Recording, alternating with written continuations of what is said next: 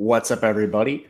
Matt Gajewski here, back again with the Awesemo DFS channel, talking Week 7 USFL DFS picks. Before we get started, make sure to hit that thumbs up button, subscribe to the channel, and hit the notification bell so you know when this and all other content goes live. We're also brought to you today by Prize Picks. And if you don't know what Prize Picks is, they're daily prop-based contests. You use up to 5-player lineups where you can make up to 10 extra entry fee, but you can do 2-player lineups, 3-player lineups, 4-player lineups, anything you'd like there. You can also use the promo code Awesemo for a first match deposit bonus up to $100. So make sure to use your knowledge for multiple sports and take advantage of Prize Picks. Use the link in the description or head to Prize Picks in the App Store. You can find everything you need. Let's get into this. Week 7 USFL DFS picks. It's a little bit of a tumultuous time in the league. We're seeing a lot of quarterbacks in and out. Shea Patterson, he got cut. Kyle Laletta, he got cut. But we do have a couple players that are pretty consistent at the quarterback position. So as usual, we'll talk stacks with these players as well, incorporating the receivers. First off, I want to talk about Jordan Tayamu. He was a star of previous developmental leagues, but he's a player that's really blossomed into his own lately. Now, he's going to be expensive for you guys. But when you look at Tayamu, he's now benefiting from a very strong pass offense. They've gone pass heavy in recent weeks, the Tampa Bay Bandits, that is. Last week, he threw 40 times for 333 yards and 4 scores. But I want to focus on here is the running with Tayamu because he's a player that has really benefited from his legs, which gives him a solid floor-ceiling combo if the passing numbers are there. In the last 4 weeks, he's carried at least 6 times in each of those contests, and he's been at 9 carries apiece in each of the last 2. So he very much has a solid floor on the ground as a rusher, and that's something that we can take advantage of in DFS, even if you want to play him by himself.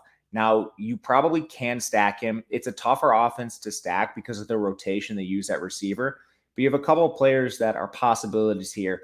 John Franklin is a player that is a running back / receiver in the offense. He's more of like your gadget weapon, but he's a player that's on the field a lot, almost every single play. And more importantly, he's $4,200. So paying off a $4,200 price tag is going to be a little bit easier than a price tag for some of these other receivers. You also have a Derek Dillon. Just watch him because he's questionable this week. And those are the players I would probably use most if you are stacking Tayamu. But there's other quarterbacks that you can use as well. Case Kookus continues to be a value. He's only $8,500 on DraftKings.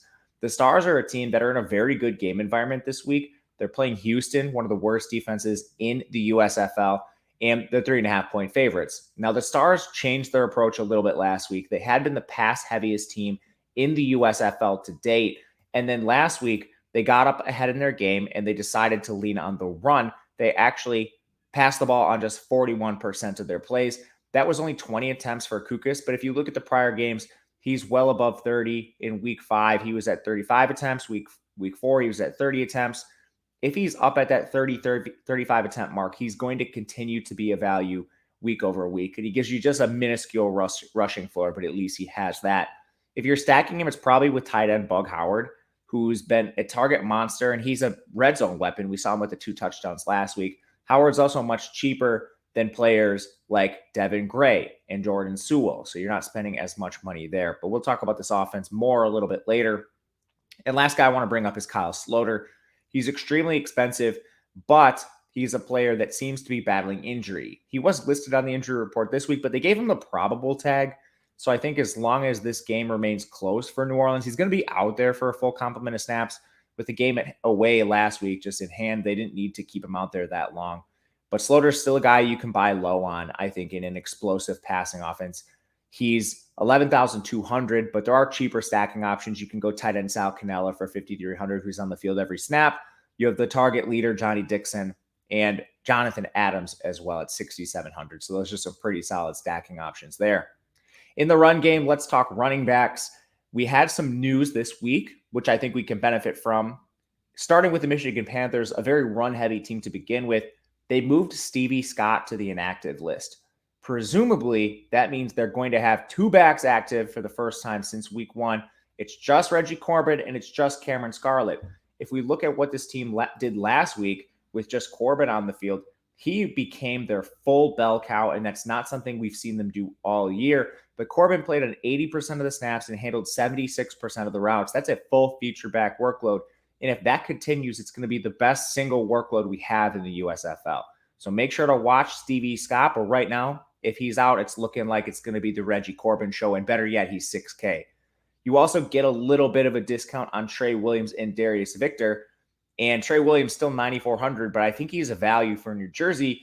And that's because quarterback DeAndre Johnson is questionable for this game. He left very early in last week's contest and didn't return. He's moved to the inactive list so far. That doesn't mean they can't activate him, but it looks like it's going to become a two-man show when it previously was three, including DeAndre Johnson. Trey Williams and Darius Victor have certainly benefited from this. If you just look at last week's contest when, we had DeAndre for a bit of the game, but not very much. He only carried the ball 3 times. That let Trey Williams and Darius Victor get up to 16 attempts apiece. That's better workload than most of the running backs have just all together in this league. So I think both are viable, and Victor's going to be the better price-adjusted play just because he's about 2K cheaper than Trey Williams. And then last situation, we mentioned we would go back to New Jersey. Because they took a run-heavy approach last week, you saw a ton of value out of Matt Colburn. Now, part of this had to do with Paul Terry getting moved to the inactive list, so make sure you watch that situation. If this becomes a 3-man timeshare, I have less interest. Last week, it was just Colburn and Darnell Holland. But Colburn played so well, it's going to be hard to take him off the field. He finished with 18 carries for 140 yards, and he scored 3 times. Also was their leading receiver out of the backfield, reeled in both of his targets there. He looks like he is very much the single best back they have in this offense. I'm just hoping they can keep this narrowed to a 2 running back situation instead of 3. And last, if you're just looking for some one-off receivers, single best target share in the USFL belongs to Victor Bolden of Birmingham. Unclear quarterback situation there. Kevontae Turpin has been a nice addition to the New Jersey offense. I think he actually offers some sneaky ability if you want to stack him with Luis Perez, as long as DeAndre Johnson is in fact out, doesn't get moved to the active roster. And Lance Lenoir, he's a player with a solid role, about a 30% target share there too. Those are 3 players I'm comfortable at the receiver position just as one-offs. But that'll do it for us today. Let me know in the comment section who you like this week ahead of the USFL Week 7. I am Matt Gajewski on Twitter at Matt_Gajewski. Thank you guys for watching, and we'll see you again next time.